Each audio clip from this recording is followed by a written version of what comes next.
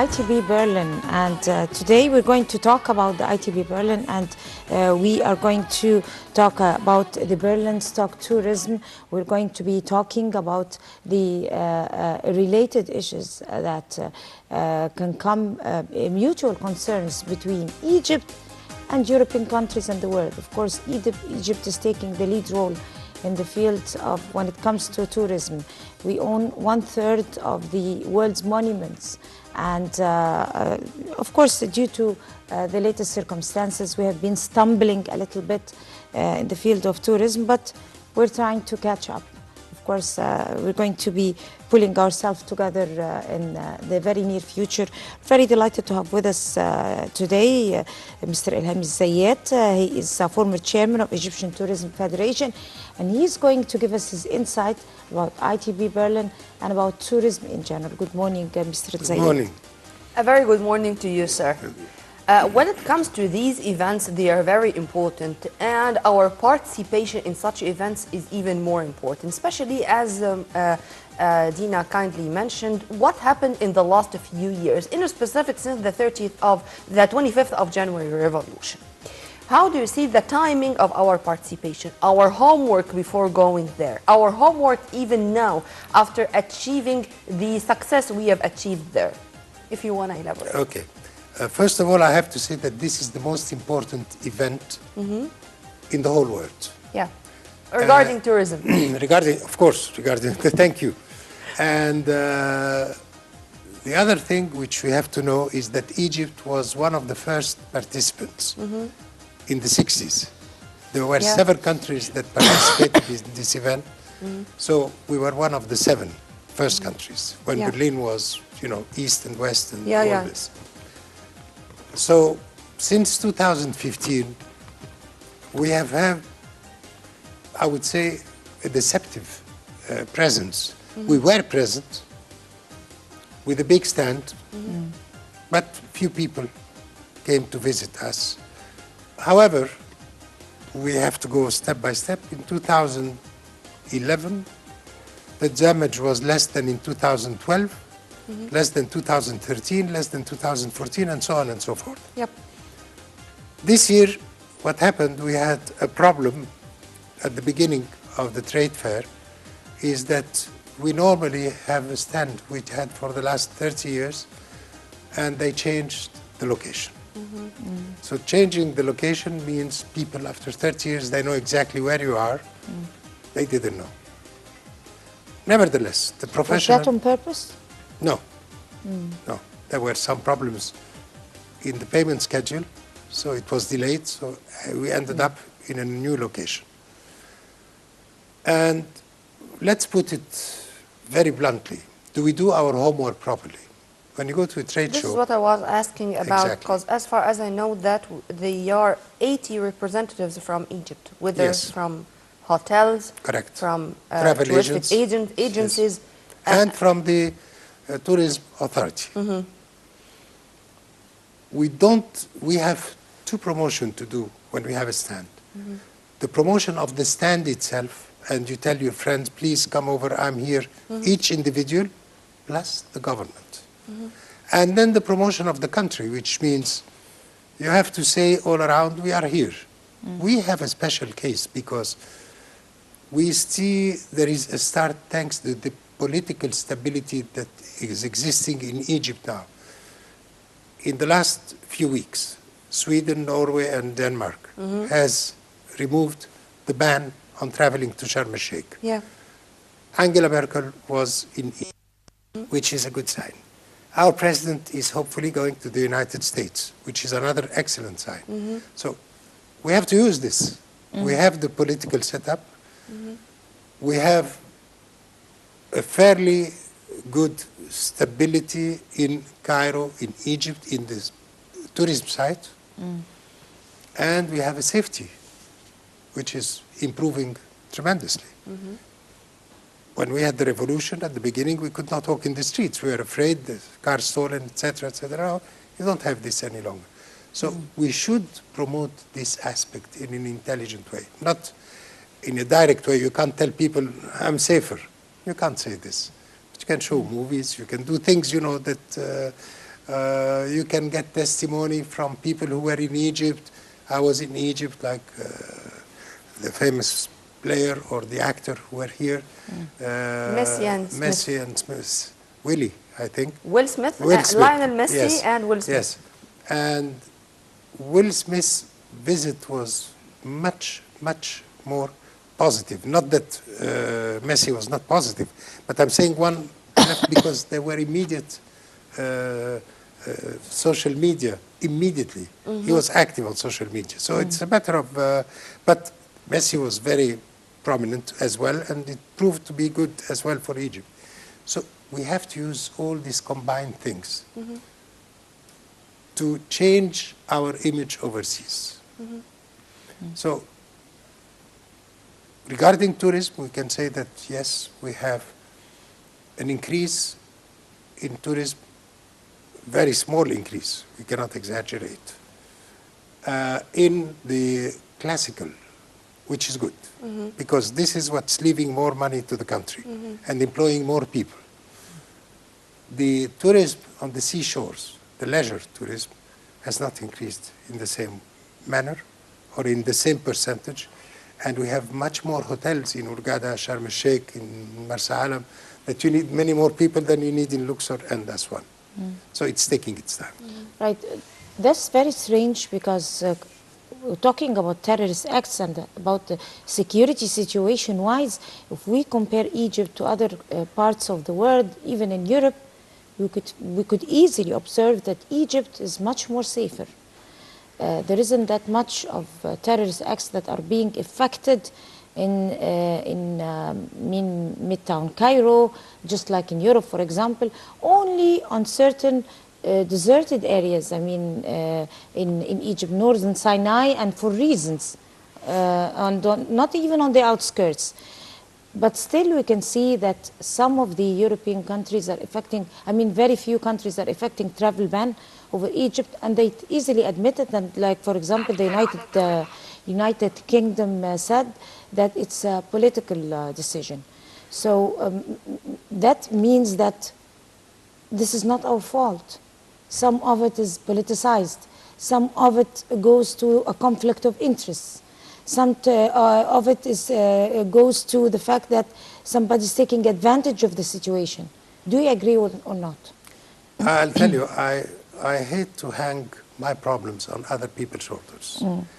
We have problems, political issues. We do have problems, of course. We have to admit it, but we have to learn how to overcome the problems. In the 90s, we had very serious problems inside Cairo, if you remember. All the fundamentalists were having incidents with tourists, which culminated in 97 on the 17th of November with the Luxor problem.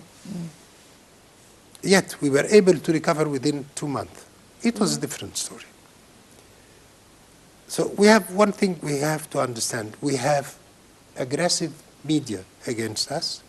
We may have government interests in other parts of the world that are not necessarily favorable to our present government. We have to learn how to overcome this and how to send a message. You don't have to be always as rich as your enemies to go on all TVs and do all this, but you can do other things.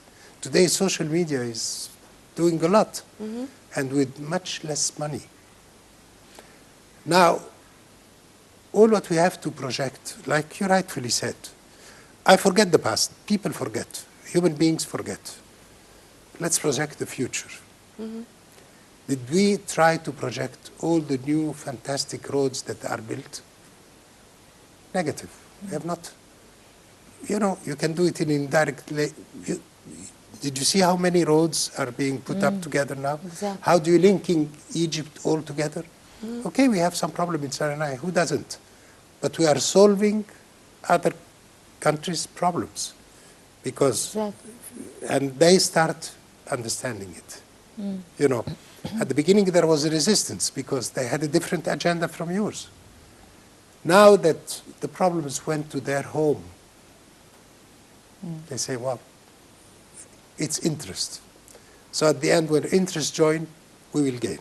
Now we have a joint interest, hence the visit of the German Chancellor, hence the projected visit of our President. It's joint interest. Let's not go around and You mean, sir, it should be a win-win situation? Exactly, exactly. But let's go once again to the ITB Berlin, or Yes. the International Tourism Sure. Bourse in Berlin, Sure. and to have some statistics or some numbers to give our viewers an evaluation or a quick impression even about the incident we are talking about. We are talking about 10,000 exhibitors. We are talking about 5,000 journalists who were there to cover this issue. We have this incident. We have 187 countries participating.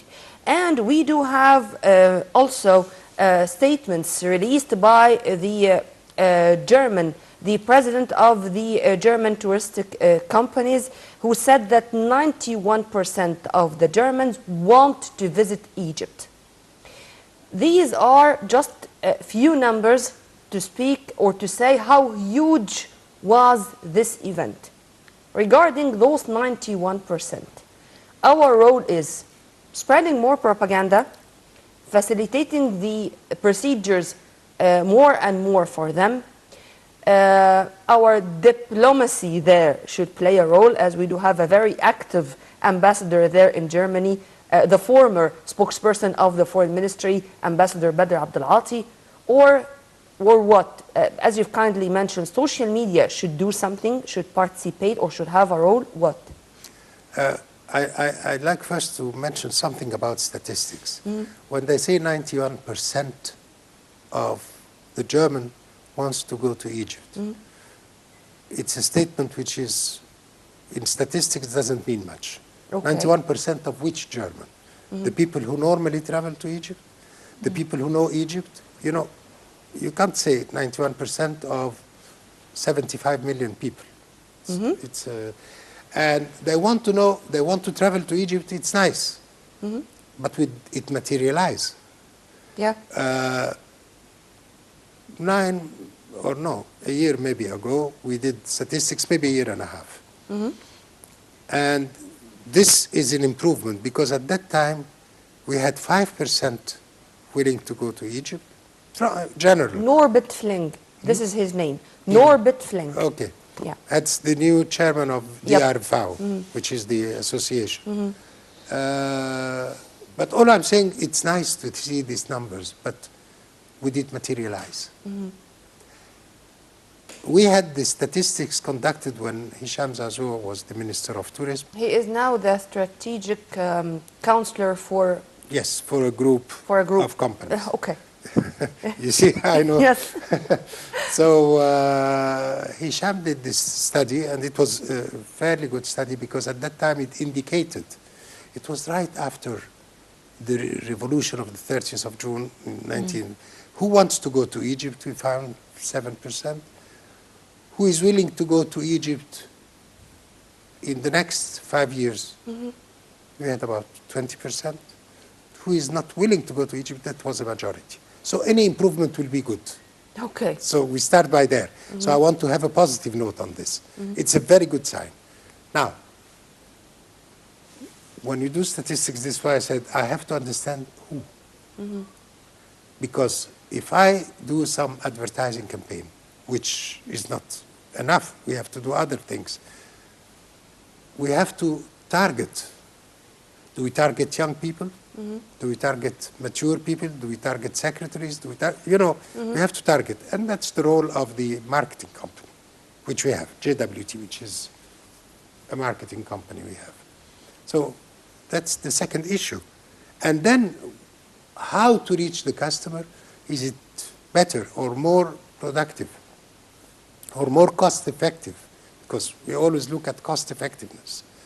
To go on TV, or to go on social media, or to go in the streets. So every country has its traditional. Like we went a few years back, we were studying, in Belgium and Holland, you have big panels, like the one you have all over Egypt now. this is more attractive to Dutch and Belgian. It's more cost effective in terms of how much you spend, how much you get. And so we have to study which way to go. But definitely there is an improvement. So the positive thing, there is an improvement. Why? Because it's due to the safety that has been imposed on Egypt, definitely. Now, secondly, there is an acknowledgement that we were right, I say we, not only the government, but all Egyptians when they voted on the 30th of June. Sure. So we are, as I said, responsible for this change. The leadership has managed to work properly in this respect. So there is a huge improvement, and we hope this will bring back tourism. But what I say, we should not always think there is a button we'll press, tourists will come. No, it takes time to build up, it takes time to build an image, but we have to be perseverant. And in the United Nations, WTO, they always said the Egyptian industry, tourism industry, is very resilient. It never dies. But tell me, this is all great, it sounds good, very good, but still we should take our time, I mean our normal time, to be able to absorb all that and be able to effect and take the right steps at the right time. But very quickly, because we have like less than 2 minutes left, if we can compare ourselves with other countries who hardly possess half of what we possess when we come to tourism fields and monuments and I mean authentic architect and everything. I mean we have many types of tourism, not only the stereotype tourism. Look at like in Mexico, for example, South America. They just make booming tourism out of nothing. I mean, the best example is Dubai.